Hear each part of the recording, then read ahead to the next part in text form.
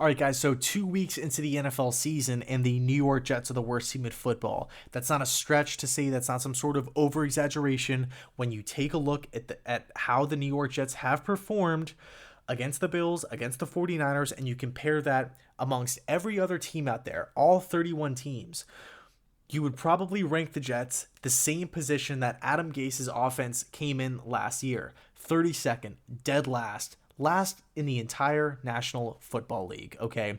The offense is horrific. These games are practically unwatchable. It's the same mistakes that kill this team week in, week out, week in, week out. Third and long screens that go nowhere, -1 yard. Obvious handoffs on second down that go nowhere, and it's not really because the running backs aren't good. It's because everybody in the stadium knows it's an obvious handoff situation. It's an obvious run play. Everybody knows that. It's the inability to convert in the red zone. It's the lack of play action. It's the lack of creativity. It's the lack of throwing the ball vertically downfield. Everything is horizontal. And it's frustrating, okay? Especially when you take a look. And by the way, I also get that, when you look at the depth chart, when you look at the coaching staff and you compare it to the Bills and the 49ers, yeah, we played two tough teams that are obviously way better than us. I mean, the Bills were a playoff team last year, arguably should have beat the Texans, and the 49ers were in the Super Bowl a quarter away from winning it all. So, I get completely that we were going up against really, really stacked teams. But let me just read off these injuries. Dee Ford, Nick Bosa, Richard Sherman, George Kittle, Ahkello Witherspoon, Jimmy Garoppolo, Solomon Thomas. The Jets should be able to compete at some capacity.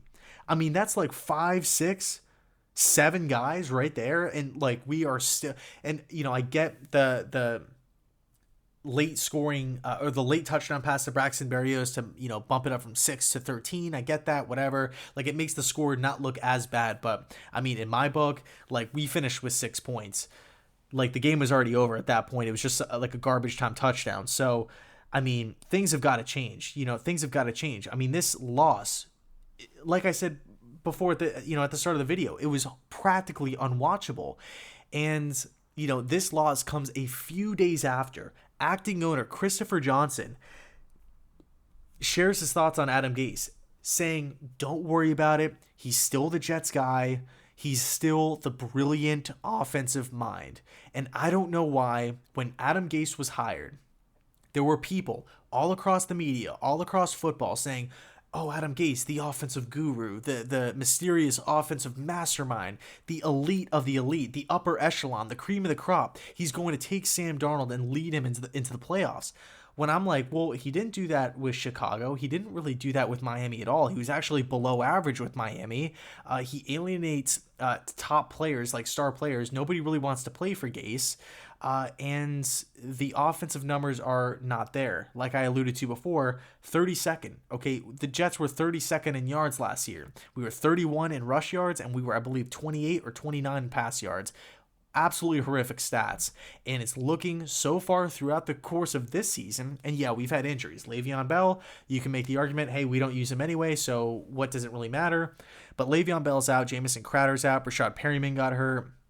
But I believe if you are an offensive elite mastermind, I am considering you top 5, at least top 10 as far as offense goes, right? And I'm not really talking about offensive rankings and stuff, but like, Todd Bowles, Rex Ryan, those were more defensive guys, obviously. You can put whoever out there, and that defense was going to make stops. Those defenses were going to compete. They were going to, they weren't the best defenses out there in the world, but I mean, even like the late Rex Ryan years, like the years like where he was about to get fired, like the seasons with Geno Smith and when Mark Sanchez's kind of end of his Jets career, those defenses out there, man, like they didn't really have a lot of talent, but they came out there, they performed, they tried, there was a lot of effort there, and they were able to put up some decent numbers, at least average, right?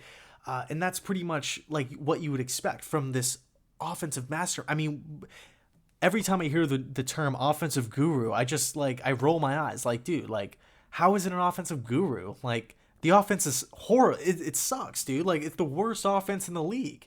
And we have Sam Darnold, like third overall pick in the draft, like going into his second year of the offense, still missing throws, and it's just tough. And I want to be one of those guys that want to think to themselves, hey, you know what? Maybe when Adam Gase is gone, we'll see some guys emerge, just like Devontae Parker and Kenyon Drake and Ryan Tannehill. These guys that as soon as they get away from Gase's grasp, they just emerge, and they emerge onto the scene. Not only are they just great, players for their team, but they're great, standout players. I mean, all these guys are getting picked really high in fantasy. You see Kenyon Drake jerseys all around. Every Cardinal fan raves about Drake, and all these Dolphins fans that live in Florida, everybody's like, dude, Devontae Parker, yeah, he's the number one wide receiver now. I don't know what he was doing for the first couple of years of his career, but when you start connecting the dots and looking at how everything was mapped out, as soon as Gase leaves, the guy just starts dominating. I'm not really saying that that's the only reason here, but I mean, how much of a coincidence is it? Ryan Tannehill, I think he was, last time I checked before, it was 14-17, 3 touchdowns or 4 touchdowns. Guy's dominating, just got a big contract. So I'm sitting here scratching my head through 2 weeks of the season, and granted, I knew the Jets weren't going to be this Super Bowl caliber team going in, but for a team that's led by an elite offensive brilliant mind, I expect more than 17 points. We're horrible on offense, absolutely horrible. And the game was tough to watch. San Francisco, my hat goes off to you guys, the Niners fans out there, because even though you guys had a laundry list of injuries here, your quarterback, your edge rushers, corner, tight end, huge parts of this team, everybody's injured, yet you guys showed up to the stadium, you guys put up points. The 49ers were more aggressive with their backup QB than we were with our starters. Why is that? Why are we afraid to throw the ball vertically downfield? Is it Darnold, he can't do it? Is it his arm strength? Is it Gase just refusing to call those, vertical down, play calls like that, where we're really pressing the defense, trying to get them back on their heels? Is that just not his style? Are the wide receivers that bad to where we can't run a deep route? We can't run a crossing route? We can't run routes past 15 yards? I just don't understand. I really, really don't understand. So we have the Indianapolis Colts next week. Okay, a team that's killing Minnesota. Last time, I don't have the score on me right now, but last time I checked, it was 28-3. Cousins was horrible, and 3 picks. I think he was only completed six passes or something like that at halftime. I don't know. All I know is that the New York Jets, something has got to give. The 3rd and 31, I'm almost at a loss for words, and we're only 2 weeks into the season. I should not be feeling this way.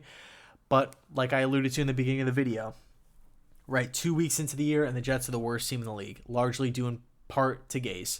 So I'll leave it there. Let me know your thoughts. And as always, by the way, I apologize for this loss. I know these freaking losses are so hard to sit through, to watch. It's tedious. It's annoying. You're whatever. So I'll leave it there. Let me know your thoughts. As always, I appreciate everybody, every Jet fan out there. You guys are the best. Thanks so much, and go Jets.